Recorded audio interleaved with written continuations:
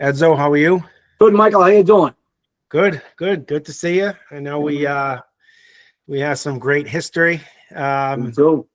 At Boston Fire Department. You going one way, obviously, on the fire department, me going another way. But our dad shared a lot of great years at a crazy firehouse. Very enjoyable.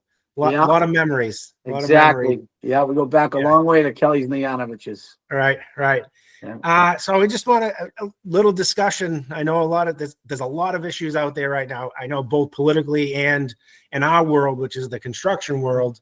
So just wanted to take a little bit of your time and talk about what's going on out there, right? So first, I know you as originally the boots on the ground. I mean, literally, when you were a teenager and less, you had fire boots. You're in the back of a fire truck going to calls, which we probably shouldn't have been. Yeah. And you had fire boots at that time. I knew at that point you were destined. But what was the road for you from boots on the ground firefighter to now IAFF president? How did you find that? All I can tell you was God's plan, and I got on the fire department in Boston in 1997, and I've been on the same ladder truck in the South End for I think I start my 29th year next month. So over the course of that time, I got involved in the union. I was the president of the Boston Firefighters Local 718. I actually got elected about a little over 20 years ago. And from there, about 15 years ago, I got elected as the president of the Massachusetts State Union, which is called the Professional Firefighters of Massachusetts. Right. Served there for about 5.5 years, and ran and got elected as the general secretary treasurer of our international union, the IAFF. And then about 4 years ago, I was elected the general president of the IAFF. And we have about 360,000 members across North America and beyond. We got firefighters, members as far out as the Mariana Islands and Guam, and stretching the other way into the Atlantic, into Newfoundland. Right. So we got a big swath of fire. Basically, almost every professional firefighter in North America is a member of the IAFF. Right. I know you have there's been a lot of participation up in Canada with some of the issues that I'm going to talk about today. What does the IAFF do? Like, what, for people that don't know, what do you guys do? Well, we're an amalgamation of about 3,600 local unions. A local union, picture a city or a town that has their own fire department. And those local unions would be chartered through our international union. Right. Our international union dates back to 1918. So when you think about what we do as a union, in our profession, the most important thing that the union can fight and strive toward for our members is to get them home safely at the end of a tour of duty. Right. So there are other traditional union, functions. Like, we want to make sure we get paid fairly. Right. We want to make sure that we have a dignified retirement. We want to make sure that if us or our children get sick, that we have access to decent health care. These are all traditional union positions that, any union would advocate for. But I think really what kind of differentiates us is that we by virtue of the hazards and the risks that we take in this profession, we put a lot of time, energy, and resources into our safety. Right. And that's where we have, the number one killer of firefighters is cancer. So we spend a lot of time and effort into researching cancer and making sure that if our members are diagnosed, that they have access to resources, and ultimately the goal is to drive down those cancer rates. And that translates across all different paths of health, behavioral health, cardiovascular health. And one of the big places, which I think brings us here today, is, building code in many ways dictates firefighter safety. So we have a big dog in that fight. And it's a lesson that we've learned the hard way, time and time again. Yeah. So that's a good segue. And, a lot of people so I'm on the consulting side, the private side. I still work in towns, assisting towns and representing towns, or providing building inspector services. And one of the things that the public doesn't think about is when you're talking about sprinkler systems and fire alarm and that's, just for the occupants, which somewhat it's true, right? But the life safety, the, smoke control systems and the, egress and access is also for, firefighters to get in and be able to access people. And people lose that aspect of it, that it's not just getting people out. You got to be able to get people in to get your kid in that school or that apartment building, right? So that kind of brings us to where I'm going and what we've been dealing with. And I know there could be we'll touch on it. There could be a lot deeper conversation, but one of the things we're coming up with now is this single stair theory. So we have it in the state, and I'm not sure if you're aware right now, it's 3 stories, no more than 4 units per floor. You got to be fully sprinkled, and every bedroom has to have an emergency escape window. New Hampshire just went to 4 stories. Pacific Northwest, went up to 5, 6 stories. Single stair. In Massachusetts, you need 2 egress, or 1 egress, 1 ingress out of a single family. And we're talking about multifamily buildings with 1 way out of that building, right? I know the Pacific Northwest, your brothers up in Canada, they passed it, the towns and the cities and the provinces passed it, and they said, no, we're not allowing it. You come after us, but we're not allowing it. What have you been hearing? What's the scuttlebutt? What's going on in the background here? I think that somewhere along the way, I'm going to go a little deep on you, Michael, but there are a lot of drivers of housing costs. Some of them, quite frankly, scamming. I mean, some of them are just corporations are buying up single family homes. Right. And, it's created a housing crunch in this country, and particularly in cities where people want to live, right? So there's a lot of pressure to create affordable housing, low-income housing, etc., which I can sympathize with. So what I fear has happened is that a lot of the industry that builds, have kind of somehow infused into the housing advocacy the logic that having a single egress stairwell construction code is going to solve that problem. Right.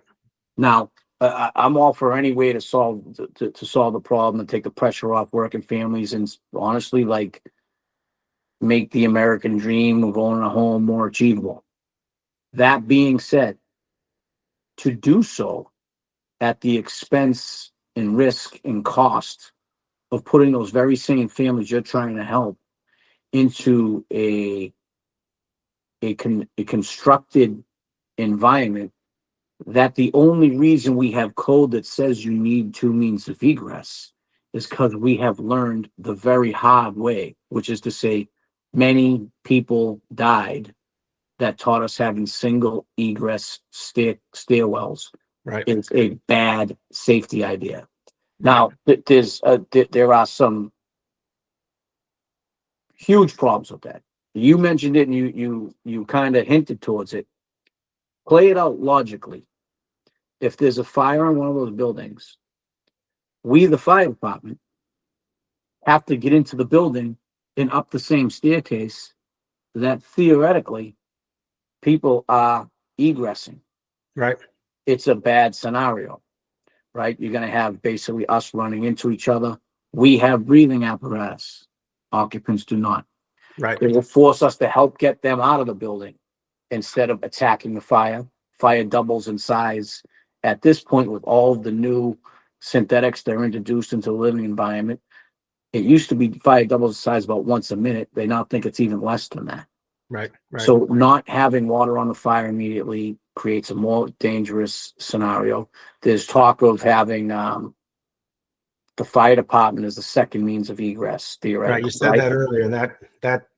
That's an interesting and disturbing, fire department, needs to rescue, but they need to fight fires as well. They need to put the fire out. Rescuing people's part of the fire, and that's fair game, except that can't be the building code solution. Right. Many of these fire departments are responding with literally one firefighter on a ladder truck. Right. Maybe 2. A Yeah. lot of the engines only have 3 people. We just saw that in Fall River, Right. where we had a fully sprinkled, you know, assisted living facility where I'm sure, I don't know if your listeners would know, Yeah, but we we've lost 10 people, we've been following it. We covered it on multiple podcasts, and we'll probably have more about it. But that's an example of what could Right. happen. In the Commonwealth of Massachusetts, Fall River is not a small city. This is one of our urban environments, and there's only 3 firefighters.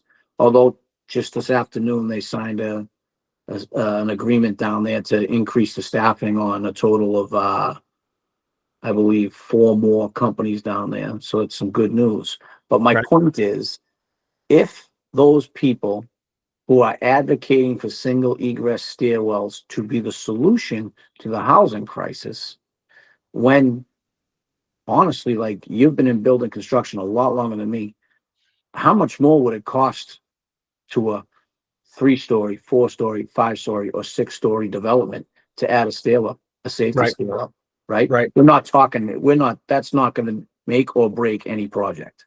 Right. And if the concept becomes the fire department as a second means of egress, you have to really take into account, what is the response time? Does it meet the NFPA standards? Are they adequately staffed?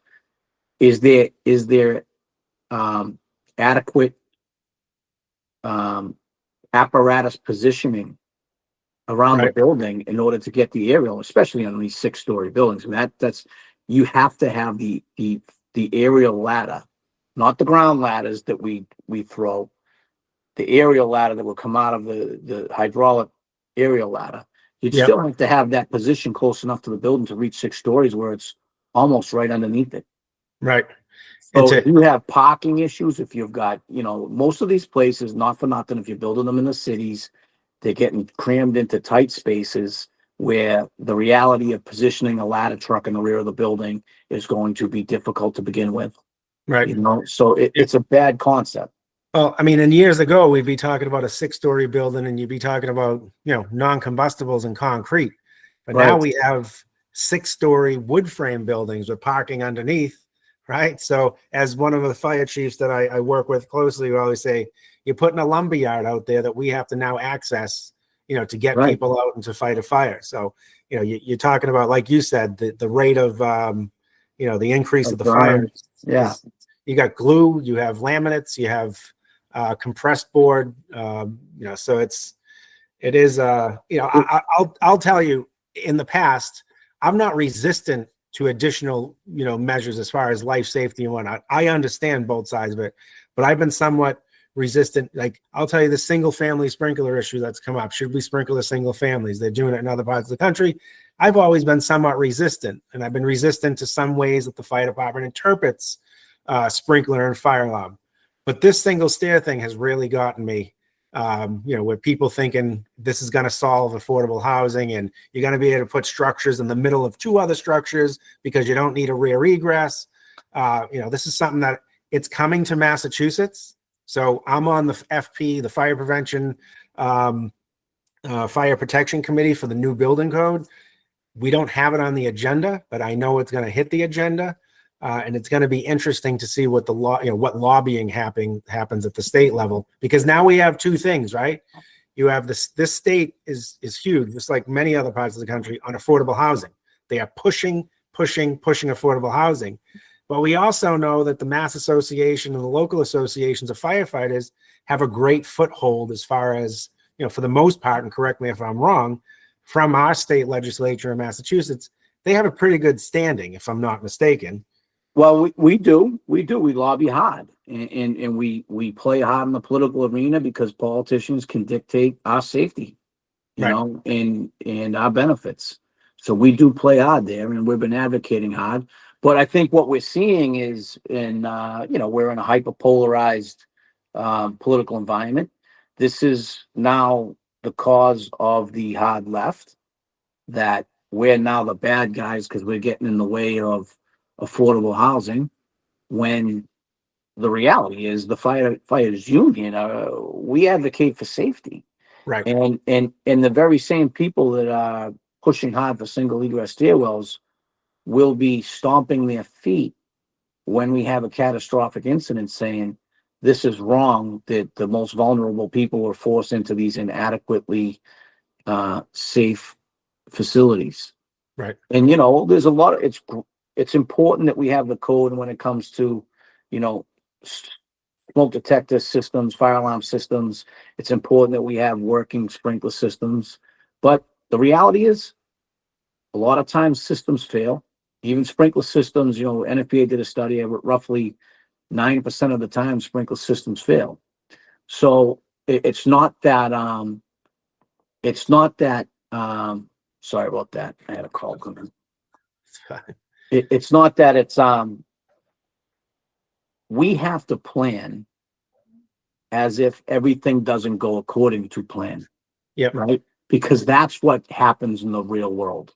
Right. And when everything works perfect, yeah, everything's good. A little kitchen fire, sprinkler goes off. We get there, we finish, we overhaul it, make sure it's not going anywhere.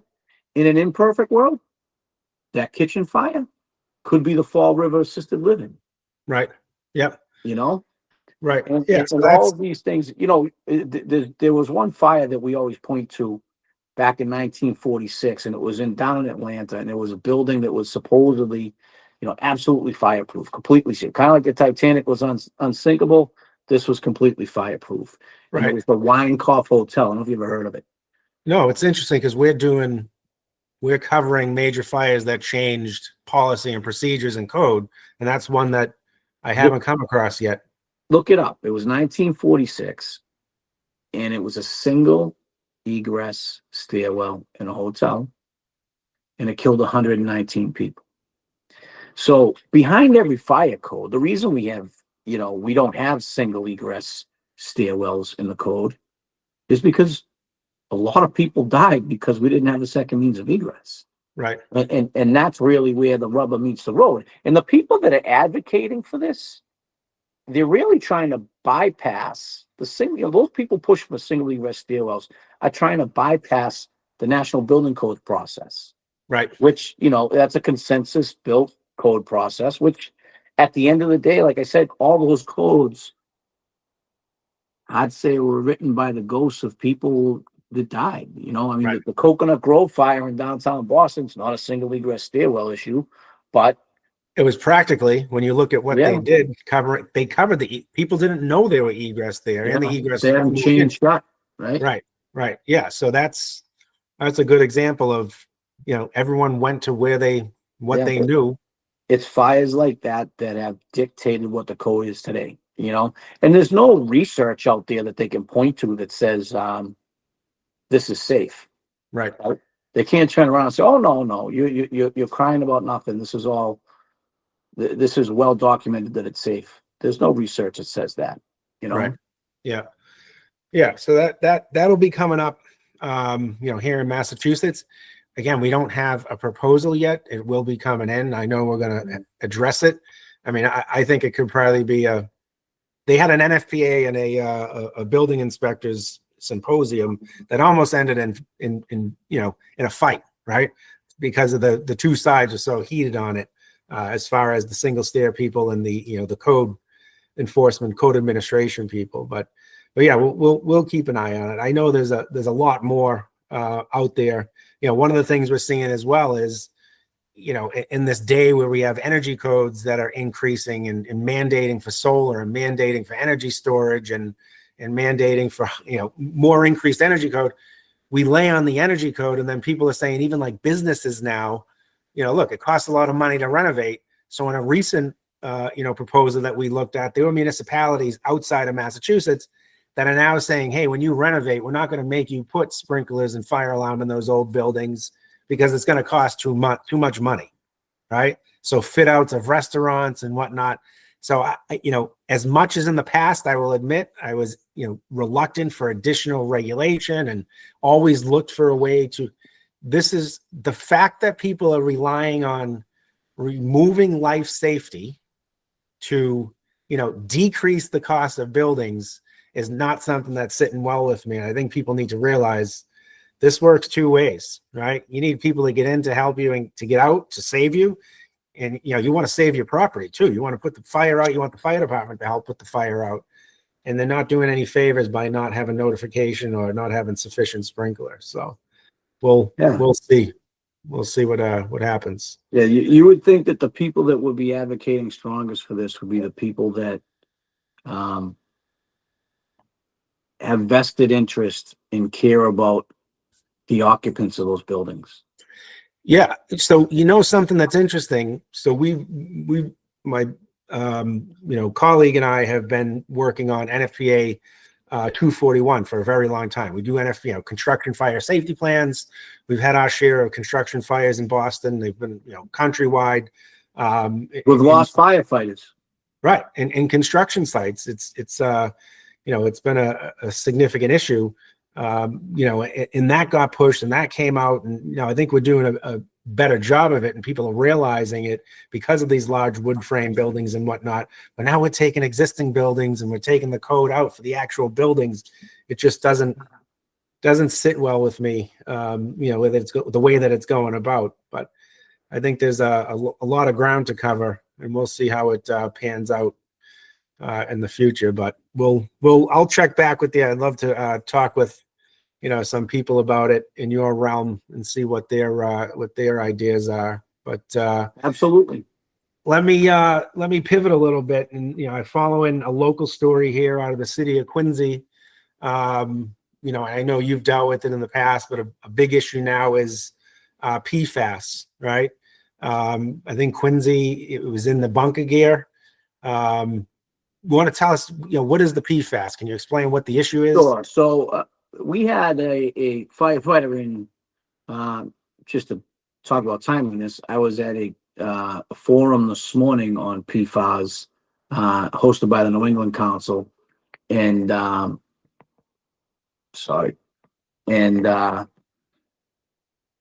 by the New England Council, and Congressman Auchincloss spoke at it. Right. So the genesis for the PFAS issue in the fire service, on the one hand, the firefighting foam was always loaded with PFAS. What primarily we use, it's primarily used on jet fuel. We came to learn that was loaded with PFAS, which PFAS, by the way, is what they call one of the forever chemicals. It doesn't really break down. Right. And it's everywhere, basically.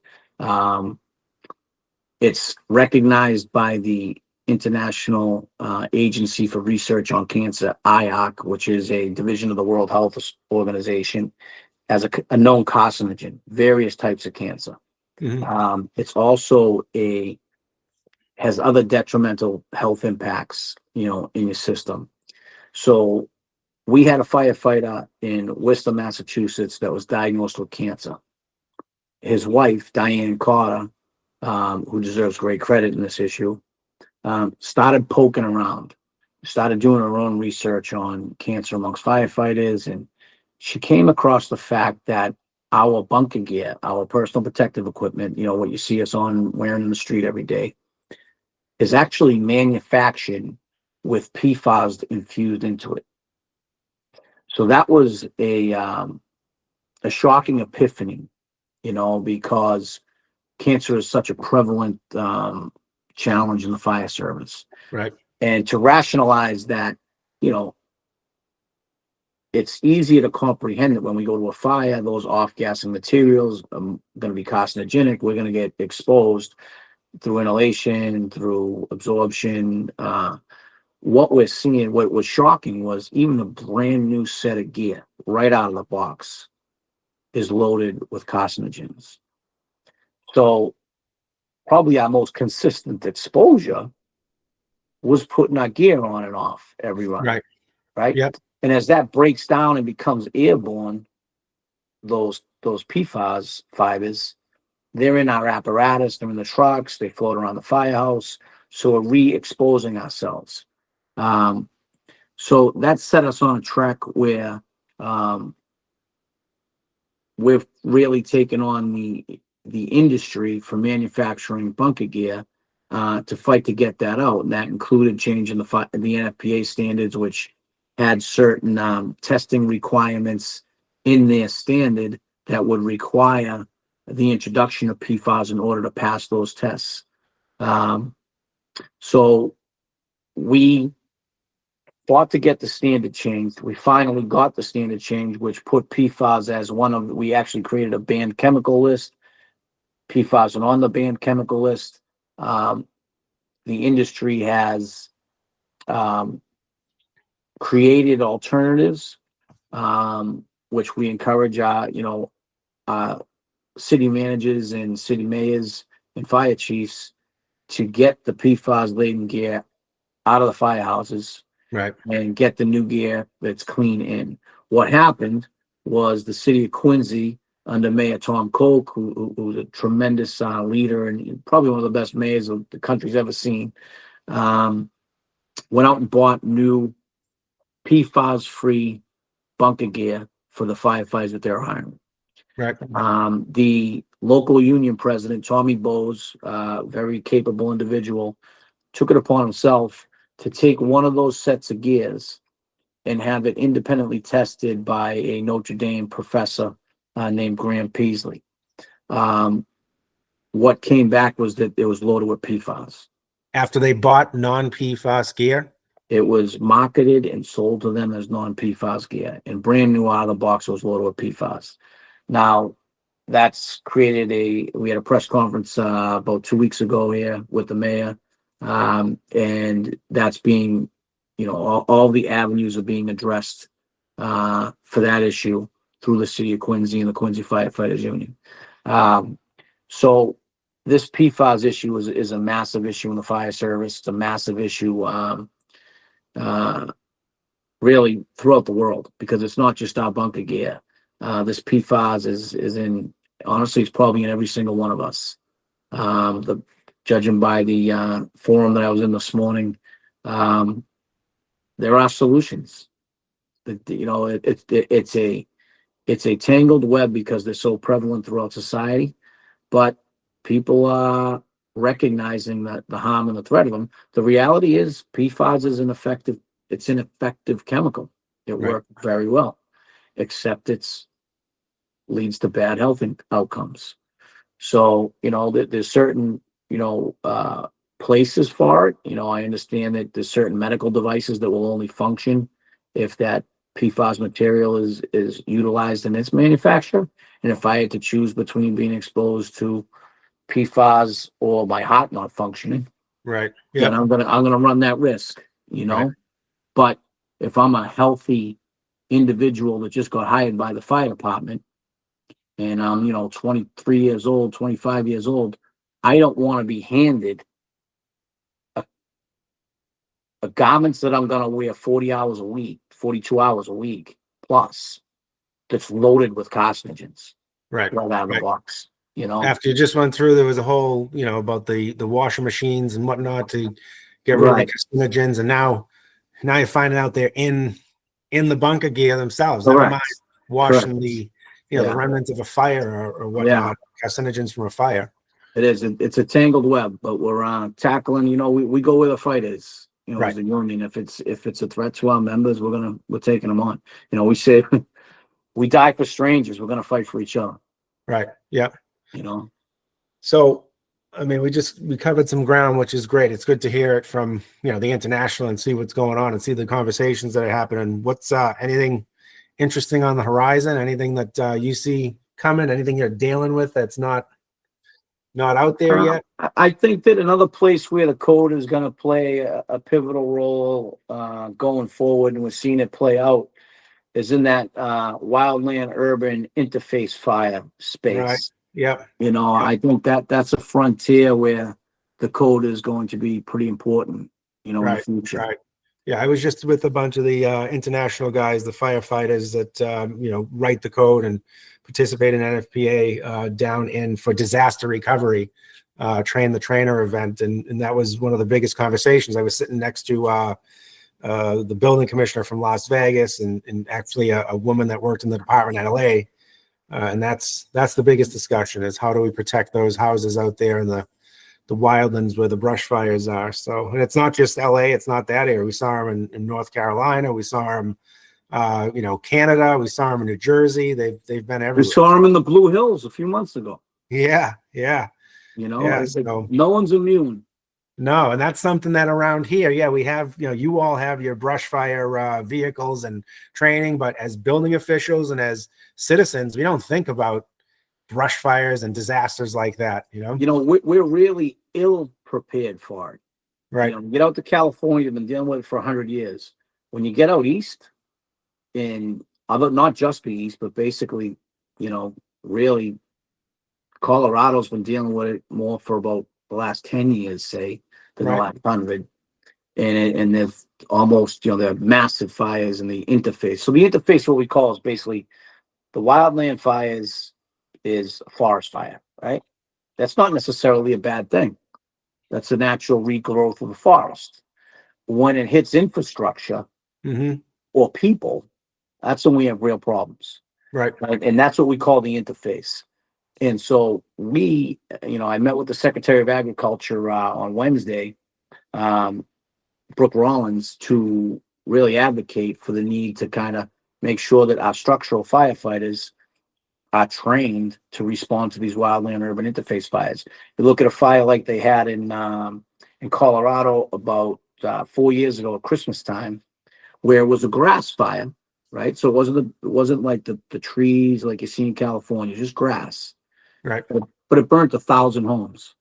And when these fires happen, the first thing the fire departments do that are there, who are immediately overwhelmed, picture a small town fire department, 1, 2, or 3 firehouses.